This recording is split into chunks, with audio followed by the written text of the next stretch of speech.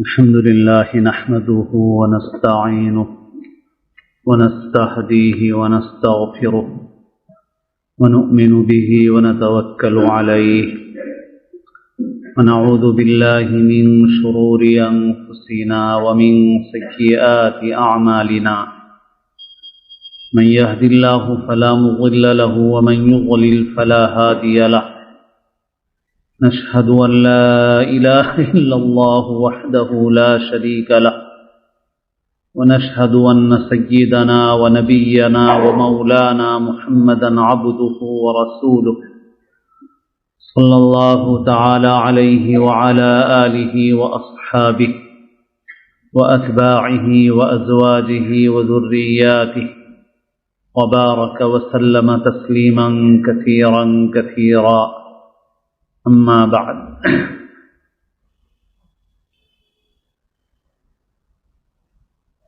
قابل احترام بزرگوں، عزیز دوستوں اور ساتھیوں،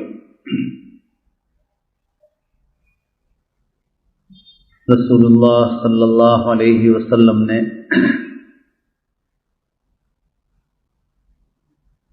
زندگی کا جو قانون اور طریقہ انسانوں کے لیے اللہ کے حکم سے پیش فرمایا، اس قانون میں جس کو ہم شریعت کہتے ہیں، انسانی جان اور انسانی مال اور انسان کی عزت و آبرو کو بہت اونچا مقام دیا گیا، اور بغیر کسی جائز حق کے کسی کی جان یا مال یا عزت اور آبرو کو نقصان پہنچانا اکبر الکبائر، بڑے گناہوں میں اور بڑے جرائم میں اس کو اللہ تعالی نے شمار فرمایا۔ چنانچہ جو احادیث ہیں جن کے اندر ان گناہوں کا بیان ہے کہ جو بدترین گناہ ہیں اور سخت ترین جرائم ہیں، اس کے اندر فرمایا گیا کہ قتل النفس ہے، کسی کو قتل کرنا، کسی جان کو قتل کرنا۔ اور ایک ایمان والے کی تعریف یہ فرمائی گئی کہ ایمان والا وہ ہے کہ من امینہ الناس علی دمائہم و اموالہم، کہ جس پر لوگ اپنی جان اور مال کے معاملے میں اطمینان کریں، وہ ایمان والا ہے۔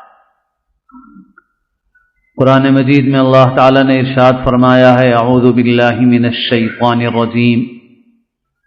ومن قتل نفسا بغیر نفس او فساد فی الارض فکأنما قتل الناس جميعا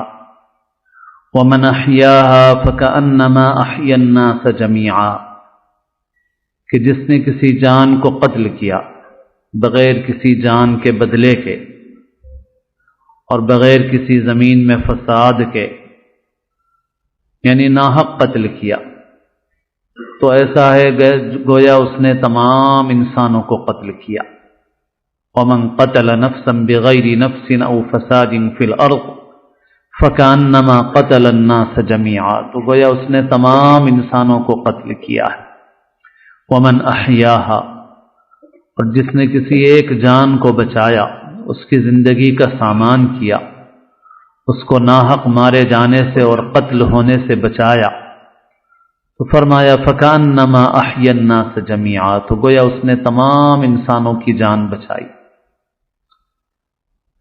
اللہ کے رسول صلی اللہ علیہ وسلم نے خطبہ حجۃ الوداع میں جو باتیں خاص طور پر ارشاد فرمائی ہیں، ان میں یہ بات بھی آپ صلی اللہ علیہ وسلم نے فرمائی کہ کل المسلم علی المسلم حرام دمہ ومالہ وعرضہ، کہ ہر مسلمان کی جان، اس کا مال، اس کی آبرو انتہائی قابل احترام ہے۔ اس کے اندر ناحق دست درازی کرنا اللہ کے نزدیک سخت جرم ہے۔ اللہ کے رسول صلی اللہ علیہ وسلم کے ارشادات اس سلسلے میں بہت واضح اور پرزور ہے۔ بعض لوگوں کو کبھی یہ خیال ہوتا ہے جہاں پر مسلمان کے الفاظ ہیں کہ یہ حرمت صرف مسلمان کی جان کے متعلق ہے، ایسا نہیں ہے۔ جیسے حدیث میں فرمایا گیا کہ المسلم من سلم المسلمون من لسانہ و یدہ، کہ مسلمان وہ ہے کہ جس کی زبان اور ہاتھ سے دوسرے مسلمان محفوظ رہیں۔ بعض لوگوں کو یہ شبہ ہوتا ہے کہ دوسرے مسلمان محفوظ رہیں یعنی غیر مسلم ہیں، ان کی حفاظت کی کوئی بات نہیں ہے۔ ایسا نہیں ہے، بلکہ یہ اس وجہ سے ہے یہ تعبیر کہ جب قریب میں رہنے والے آپس میں ایک دوسرے کو تکلیف نہیں پہنچائیں گے، جن سے ہر وقت کا سابقہ رہتا ہے، تو پھر جن سے کبھی کبھی سابقہ پیش آتا ہے، ظاہر ہے کہ ان کو بدرجہ اولا تکلیف نہیں پہنچائیں گے۔ جب قریب میں رہنے والوں کو تکلیف نہیں پہنچائیں گے، جن سے زیادہ میل جول رہتا ہے، معاملہ رہتا ہے، جب ان کو ایذا نہیں پہنچائیں گے تو دوسروں کو بھی بدرجہ اولا نہیں پہنچائیں گے۔ یہی وجہ ہے کہ جو آیت مبارکہ میں نے پڑھی، اس آیت مبارکہ میں نفس کا ذکر ہے۔ ہاں بے شک اور جگہوں پر ایمان والوں کا بھی ذکر ہے، مسلمانوں کا بھی ذکر ہے، اور جہاں یہاں پر نفس کا ذکر ہے۔ نفس میں ہر جاندار ہے، کوئی بھی جاندار ہو۔ اسی وجہ سے خود حضور پاک علیہ الصلاۃ والسلام کی سیرت مبارکہ اٹھا کر دیکھی جائے تو معلوم ہوتا ہے کہ اگر کوئی غیر مسلم بھی ناحق قتل کیا گیا تو حضور نے قانون کے مطابق اس کا فیصلہ فرمایا ہے۔ اس میں مسلمان اور غیر مسلم کی بھی کوئی قید نہیں ہے، ناحق قتل نہ کیا جائے کوئی شخص۔ اسی لیے یہاں پر من قتل نفسا فرمایا کہ جو کوئی کسی جان کو قتل کرے بغیر نفس، بغیر کسی جان کے بدلے کے۔ ہاں اسلامی قانون میں اگر کوئی شخص قتل کا ارتکاب کرے تو اس کے بدلے میں اسے قتل کیا جاتا ہے، یا پھر بعض صورتوں میں خون بہا بھی لیا جاتا ہے، یعنی مرنے والے کے ورثاء اگر تیار ہوں اس کا جرمانہ جس کو خون بہا اور دیت کہتے ہیں اس پر تیار ہوں تو پھر اس صورت میں اس کی معافی ہو سکتی ہے، لیکن اگر وہ تیار نہ ہو تو قتل کے بدلے میں قتل کیا جاتا ہے۔ اس کو قصاص کہتے ہیں، یہ قانون قصاص ہے۔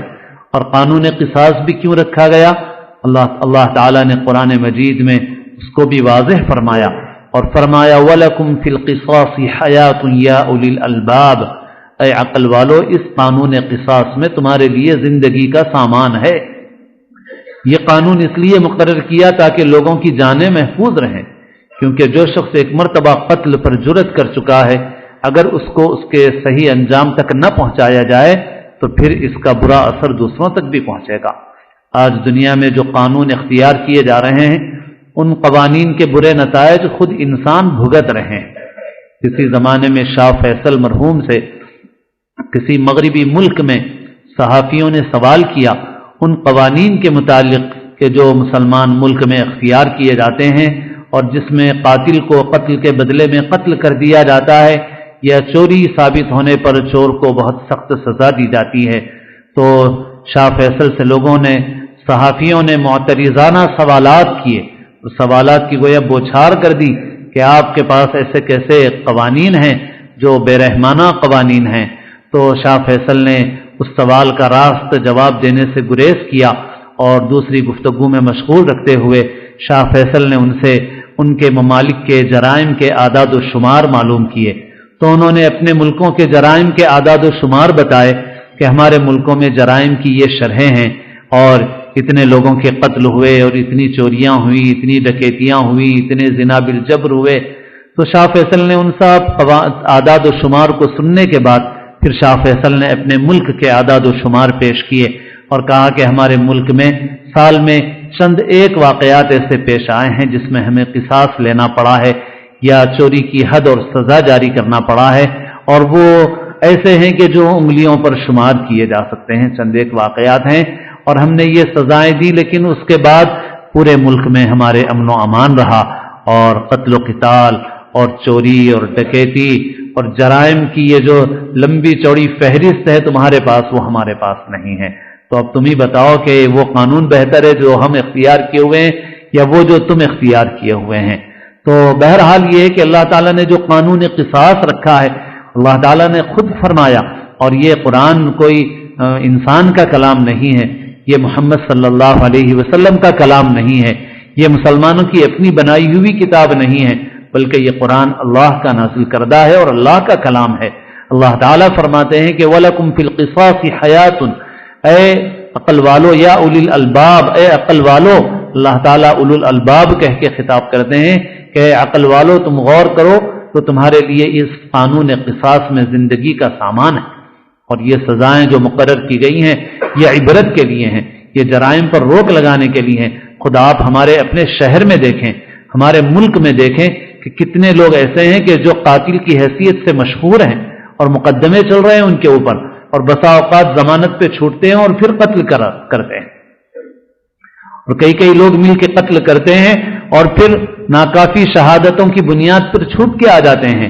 ضمانتیں پا لیتے ہیں۔ قتل کا بازار گرم ہے اور جانیں محفوظ نہیں ہیں، لوگوں کے مال محفوظ نہیں ہیں، آبروئیں محفوظ نہیں ہیں ایسے لوگوں کی وجہ سے۔ تو بہرحال اللہ تعالیٰ فرماتے ہیں کہ جو کسی جان کو قتل کرے گا، من قتل نفسا بغیر نفس، کسی جان کے بدلے کے بغیر ناحق قتل کرے گا، او فساد فی الارض، یہ زمین میں کسی فساد کے بغیر، لوگ اگر ڈکیتی ڈالنے لگیں، لوگوں کی جان و مال پہ حملہ کرنے لگیں اور بغاوت اور فساد کا ماحول برپا کریں تو ظاہر ہے کہ ان کو کڑی سزا دی جاتی ہے، اور یہ دنیا میں ہر شخص عمل کرتا ہے۔ وہ لوگ جو اسلام کے ان قوانین پر جو بالکل فطرت کے مطابق ہیں، جو ظالمانہ قوانین نہیں ہیں، جو لوگ ان کو ظالمانہ سمجھتے ہیں وہ اپنے علم کی کمی کی وجہ سے سمجھتے ہیں، اپنے فہم کی کمی کی وجہ سے سمجھتے ہیں۔ باقی جو ان کو پوری طرح سے ان کو پڑھتے ہیں اور ان کو سمجھتے ہیں تو وہ ضرور اس بات کا اعتراف کرنے پہ مجبور ہوتے ہیں کہ یہ قوانین فطرت کے مطابق ہیں۔ بہرحال وہ لوگ جو اسلامی قوانین کو ظالمانہ قوانین کہتے ہیں اور دوسری طرف اخلاق کی وہ باتیں کرتے ہیں جو بظاہر بڑی خوشگوار اور بڑی اچھی نظر آتی ہیں، اور مثلا تعلیمات بعض انبیاء کرام علیہم الصلاۃ والسلام کی جو ہمارے بھی بہت قابل احترام ہیں، اور ایسے قابل احترام ہیں کہ ان پر ایمان کے بغیر ہمارا ایمان ہی مکمل نہیں ہوتا،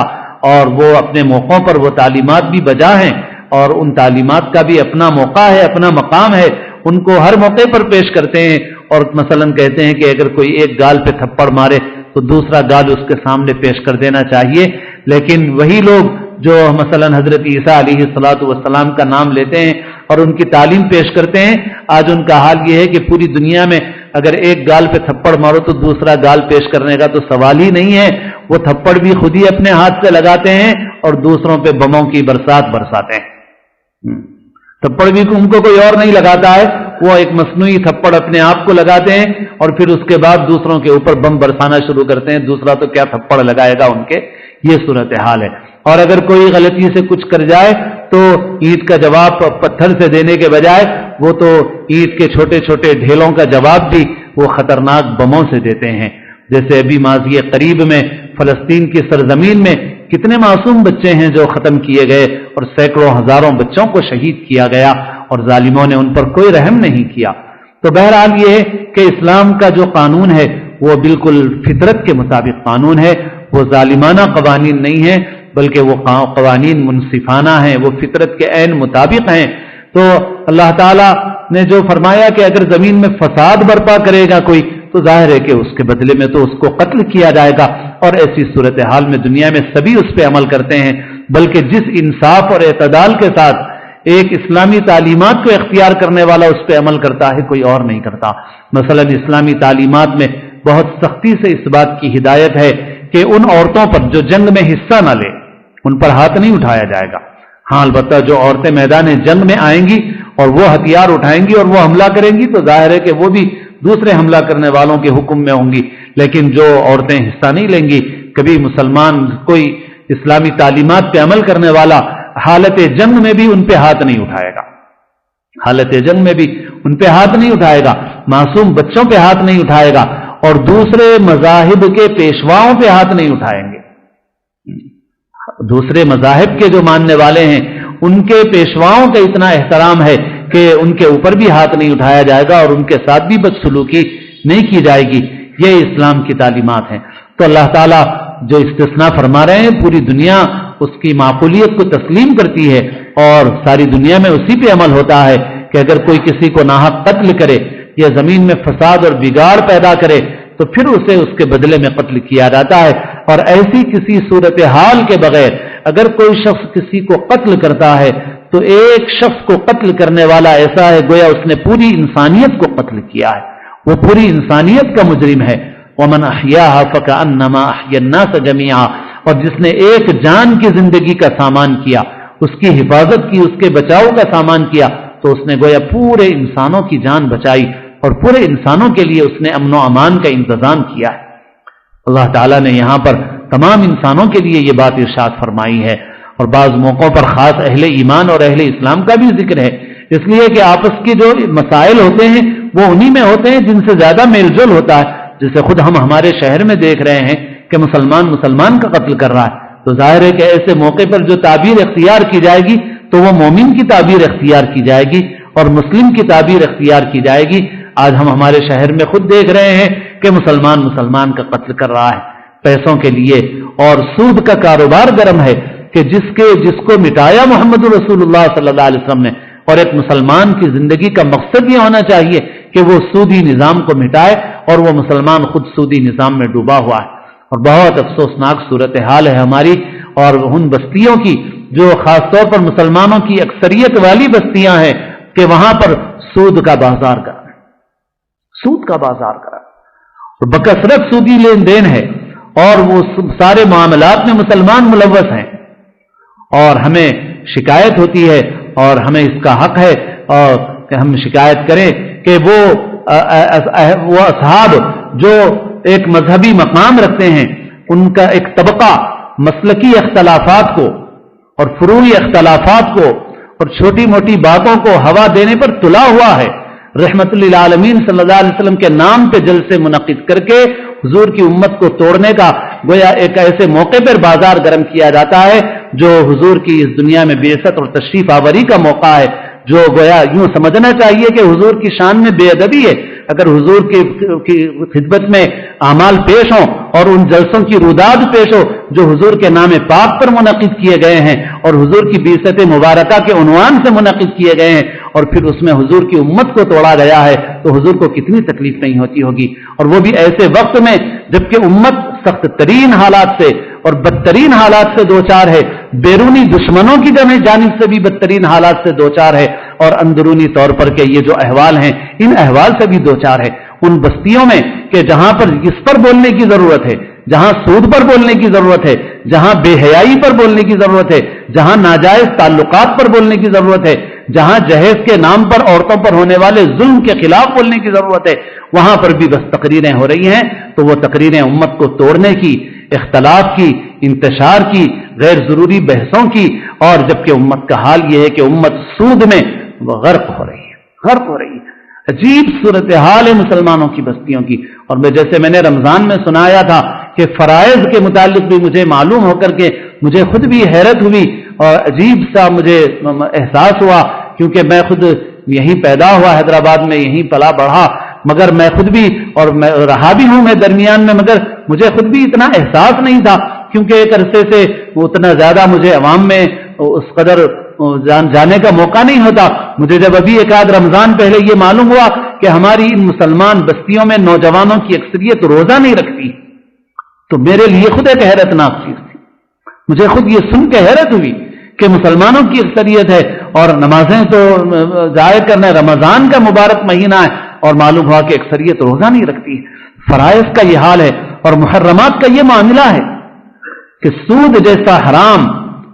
کہ جس کے متعلق سخت ترین وعیدیں قرآن شریف میں اور سخت ترین وعیدیں حدیث کے اندر وارد ہوئی ہیں، اور اس کو بدکاری اور ماں کے ساتھ بدکاری سے تشبیہ دی ہے اللہ کے رسول صلی اللہ علیہ وسلم نے۔ ان الفاظ کو زبان پہ لاتے ہوئے بھی گھن آتی ہے کہ کیسے ان الفاظ کو ذکر کیا جائے، اور اللہ کے رسول صلی اللہ علیہ وسلم نے کیوں ذکر فرمایا ہوگا ان کو، اور ایسی تعبیر کیوں اختیار فرمائی ہوگی، اس کی وہ شدت، وہ شناعت، وہ مذمت، وہ برائی ہے، تبھی تو اللہ کے رسول صلی اللہ علیہ وسلم نے وہ تعبیر اختیار فرمائی ہے۔ ایسا بدترین کام اور ایسی بدترین لعنت یہ مسلمانوں کی بستیوں میں ہے، اور عوام الناس مبتلا ہیں، اور ہمیں خواص سے بھی شکایت ہے کہ افسوس کہ ان کی زبانیں ان چیزوں پر کھلتی ہیں جس سے امت توڑی جاتی ہے، اور ان چیزوں کے لیے کھلتی ہیں جس سے بس لوگوں کی واہ واہ مل جاتی ہے اور خوشکن نعرے مل جاتے ہیں، اور بعض حضرات تو پیسے بھی وصول کرتے ہیں اور صاحب نذرانے اور تحفے مل گئے اور خوب اعزاز و اکرام ہو گیا۔ امت کہاں جا رہی ہے؟ اس سے پہلے بھی میں نے عرض کیا، اور یہ تقدیم اتفاق تو ہمارے نزدیک ہوتا ہے، اللہ کے نزدیک کوئی چیز اتفاق نہیں ہوتی، سب مقدر سے ہوتا ہے اور اللہ کی منصوبہ بندی سے ہوتا ہے کہ 12 ربیع الاول کو گزشتہ سال کیا بھی غالباً ہمارے شہر کے ایک اخبار میں ایک لڑکی، ایک عورت نے سوال کیا ہے مفتی صاحب سے کہ میرے شوہر نے مجھ سے یہ کہا تھا کہ اب کے بعد تجھے لڑکی ہوئی تو تجھ کو طلاق ہے اگر اب کے بعد لڑکی ہوئی. اور اس سائلہ نے سوال کیا مفتی صاحب سے کہ مجھے لڑکی ہوئی مگر وہ پیٹ ہی میں مر گئی تھی اور مردہ بچی پیدا ہوئی، مجھے طلاق ہوئی یا نہیں ہوئی؟ یہ 12 ربیع الاول کو یہ سوال اور یہ جواب چھپ رہا ہے امت کی ایک بیٹی کا، اور یہ سوال و جواب حضور کی خدمت میں پیش ہو جائے. پیر جمعرات کو تو خصوصاً حضور کے پاس اعمال پیش ہوتے ہیں امت کے، تو کیا اللہ کے رسول صلی اللہ علیہ وسلم پر گزرے گی کہ امت کا حال یہ ہے کہ امت کا ایک فرد بیٹی کو، امت کی ایک بیٹی کو اس لیے طلاق دے رہا ہے کہ اس کے بطن سے بیٹی پیدا ہو رہی ہے. تو میرے دوستو، اسی لیے مسلمانوں کے ان احوال کی وجہ سے جب ہم ذکر کرتے ہیں اور قرآن ذکر کرتا ہے تو قرآن ایمان والوں کا ذکر کرتا ہے. وَمَن يَقْتُلْ مُؤْمِنًا مُتَعَمِّدًا فَجَزَاؤُهُ جَهَنَّمُ خَالِدًا فِيهَا، جو کسی مومن کو قتل کرے گا عمدن تو اس کا بدلہ جہنم ہے، وہ اس میں ہمیشہ ہمیشہ رہے گا. وَغَضِبَ اللَّهُ عَلَيْهِ، اور اس پر اللہ کا غضب ہے. وَلَعَنَهُ، اور اس پر اللہ کی لعنت ہے. وَأَعَدَّ لَهُ عَذَابًا عَظِيمًا، اور اللہ نے اس کے لیے عذاب عظیم تیار کر کے رکھا ہے. آج پوری دنیا میں ایک صورتحال ہے، ہمارے پڑوسی ملک میں بھی معصوم بچوں کا قتل ہوا. جنہوں نے قتل کیا وہ یقیناً ان کا اسلام سے کوئی تعلق نہیں ہو سکتا، ان کا قرآن سے کوئی تعلق نہیں ہو سکتا. اگر انہوں نے اپنا نام مسلمانوں جیسا رکھا ہے تو یہ انتہائی درجے کا جھوٹ ہے، دجل ہے، فریب ہے. ان کا تعلق اسلام سے، مسلمانوں سے قطعاً نہیں ہو سکتا، اور ایسا کوئی واقعہ کسی ادنا درجے کے مسلمان کے لیے بھی قابل قبول نہیں ہو سکتا اور اس کے ایمان سے کوئی میل اور مناسبت نہیں رکھتا. اور پوری دنیا میں پروپیگنڈے کا جھوٹ ہے. ہمیں نہیں معلوم کہ یہ کس نے کیا، جس نے بھی کیا بدترین جرم ہے. اور جہاں بھی پوری دنیا میں یہ بازار گرم ہے، ہر طرف، کبھی فلسطین میں ہو رہا ہے، کبھی عراق میں ہو رہا ہے، کبھی شام میں ہو رہا ہے. اور یہ 130 بچے، 125 بچے یہی نہیں مرے جی، نہیں، ہزاروں لاکھوں شام میں مر گئے، کوئی بولنے والا نہیں ہے اس پہ. اسی لیے تو کہتا ہوں اپنا ایمان بچانا ہے تو سب سے پہلے دل میں یہ بٹھاؤ کہ جو اخبار اور جو میڈیا ہمارے سامنے دنیا کا نمبر 1 کا جھوٹا ہے، یہ جب تک ایمان نہیں بچا سکو گے. شام میں 125 بچے نہیں قتل ہوئے، 1000 بچے قتل نہیں ہوئے، لاکھوں بچے قتل ہو گئے اور لاکھوں بے قصور قتل ہو گئے، لیکن اس کے اوپر میڈیا کی زبانیں بند ہیں اور دنیا کے ٹھیکیداروں کی زبانیں بند ہیں. پوری دنیا میں ہو رہا. بہرحال ہم مسلمان ہیں اور ہمیں ان حالات میں فکر مند ہونا فطری بات ہے ہماری، اور ہمیں مایوس بھی نہیں ہونا ہے اور ہمت اور حوصلے کے ساتھ اپنے پیغام کو پیش کرنا ہے. ہمارے ملک میں بھی جو صورتحال چل رہی ہے کہ تبدیلی مذہب وغیرہ کی باتیں، یہ سب اسی وجہ سے ہو رہی ہیں. یہ بات اصل میں کسی کو ادھر سے ادھر لے جانے کی نہیں ہے. بات اصل میں یہ ہے کہ لوگ کہیں سچی بات کو قبول نہ کرنے لگے، اس پر روک لگائی جائے، اس کی فکر ہے. آج ہم مسلمان اپنی عملی حالت سے انتہائی